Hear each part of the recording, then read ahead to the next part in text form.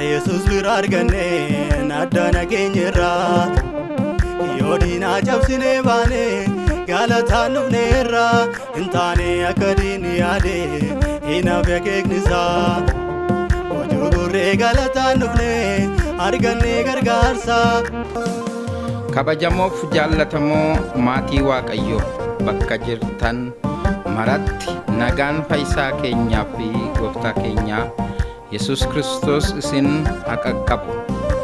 Waldaan ergamootaa Itoophiyaatti faarfattoonni waldaa ergamootaa damee kutaa lallabaa Wallaggaa faarsaa isa jalqabaa kan ta'e bakka tokkotti dhufuudhaan hojjetanii muranii qilleensa irra oolchuuf guyyaa qofatu lakkaa'amaa jira. Gurmuu faarfattootaa Yididiyaa hawwii nama hunda kan ta'e faarsaa afaan Oromoo albeema tokko guutuu haala waaqayyoof namatti toluun kan hojjetame qabatanii dhufaa kan jiran waan ta'eef hundumti keessan bira dhaabbattanii akka jajjabeessitan jaalala waaqayyoon affeerraa keenya isin biraan geenya. Hojii kana hojjechuudhaaf aarsaa kaffalame guddaa yoo ta'e illee iji hojii kanaa immoo gatii aarsaa kaffalame sanaa ol akka inni ta'e shakkii hin qabnu. Hojii kana milkeessuuf bakka garaa irraa aarsaa guddaa kan kaffaltan hunduma keessanii guddisee isin galateeffadha.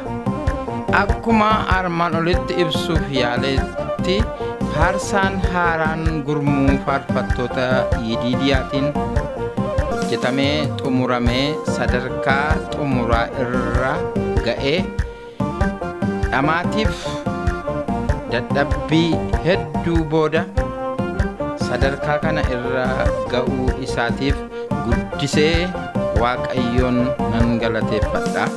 Itti fufuun hundumti keessan baga gammaddan jechuun barbaada.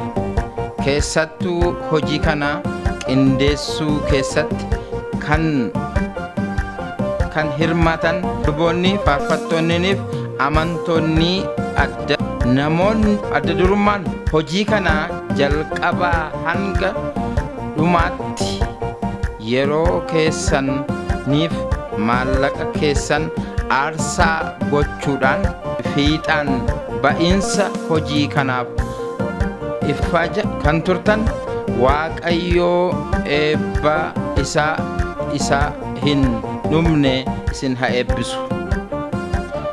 Faarsaan hojjetamee xumurame kun utuu hin hojjetaminiin dura faarsaa afaan Oromoo maxxansiisuu fi sochiin adda addaa godhamaa akka ture beekamaadha.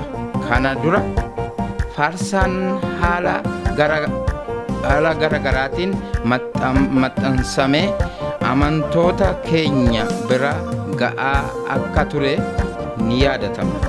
Faarsaan kana dura maxxanfamaa ture garuu guutummaa guutuutti fedhii amantoota keenyaa guutuu hin dandeenye. Kanaaf faarsaan ammaa gurmuu faarfattoota Yididiyaatiin qophaa'e kun guutummaa guutuutti hawwii namoota keenyaa akka inni guutuu abdii guutuu irraa qaba. Faarsaan amma hojjetame kun rakkoo kana dura karaa qulqullina waraabbii sagalee fi qindoomina meeshaalee muuziqaa nu mudachaa ture guutummaa guutuutti kan furudha. Faarsaa kana duraa hojjetame irraa waan adda isa taasisu hedduudha.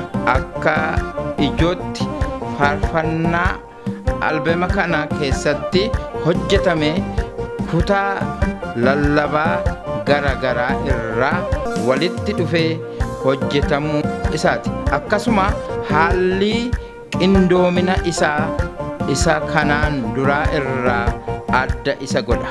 Gurmoota Yidiidiyaatiin kan qophaa'e faarsaan albeemni jalqabaa hojjetamee xumuramee qilleensa irra oolee isin bira ga'uuf jechaa jira. Hojii kana maallaqa kuma hedduutu itti dhangalaafamee hojjetame.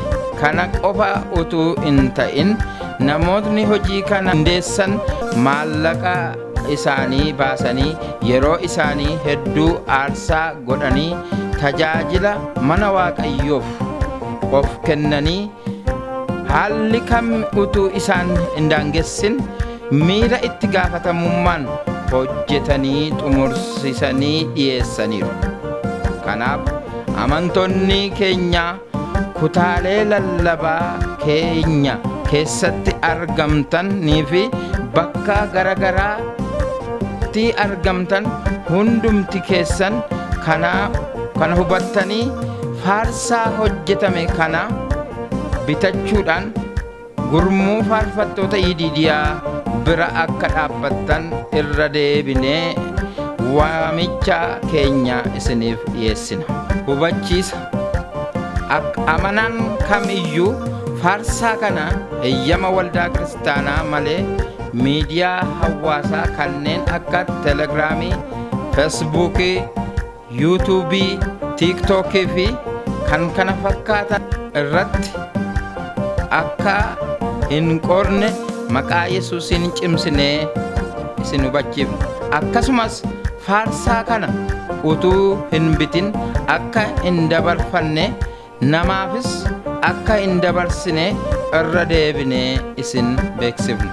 Gurmuu faarfattoota Yidiidiyaa quunnamuuf yoo feetan bilbila 921 31 2 1 yookaan 927 46 10 iimeelii yidiidiyaa@gmail.com, feesbuukii Yidiidiyaa waldaa ergamoota, telegiraamii Yidiidiyaa waldaa ergamoota, yuutuubii Yidiidiyaa waldaa ergamoota jechuun nu quunnamuu ni dandeessu. Waaqayyoo lafa jirtan hundumaatti isin haa eebbisu. Itti fufaa deemsi keenya kanaan hin dhaabatu. Dura keenya nuuf kaa'ame jira ulfinatu. Itti fufaa deemsi keenya kanaan hin dhaabatu. Dura keenya nuuf kaa'ame jira mo'ichatu.